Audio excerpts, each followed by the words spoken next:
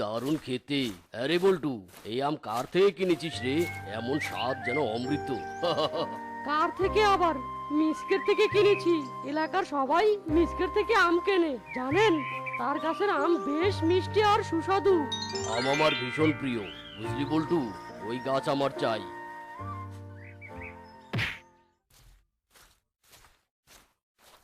হায় হায় রে, এই পশুগুলোর কি আর কাজ নেই?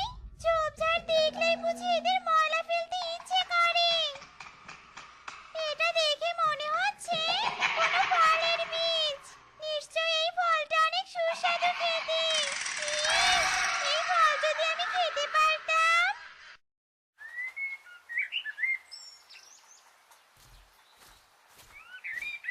কিরে মিচকে, এসব আম পেরে কি করবি?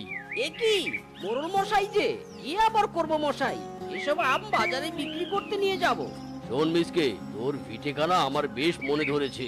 এইখানে বেশ ভালো ফুলের বাগান করা যাবে। এসব আপনি কি বলছেন মোড়ল মশাই? এই ভিটে আমার বাপ দাদার আমলের। আরে তাতে কি হয়েছে? এই ভিটে আমার চাই চাই। এই নে ধর, এখানে কিছু টাকা আছে। এই টাকা নিয়ে অন্য কোথাও চলে যা। এই ভিটে আজ থেকে আমার, বুঝলি? দয়া করে এমন কথা বলবেন না মোড়ল মশাই। এই ভিটেতে আমার বাপ মায়ের স্মৃতি মিশে আছে। এই ভিটে আমি কিছুতেই বিক্রি করব না। হারামজাদা, আমার মুখের উপর কথা বলছিস? তোর সাহস তো কম নয়।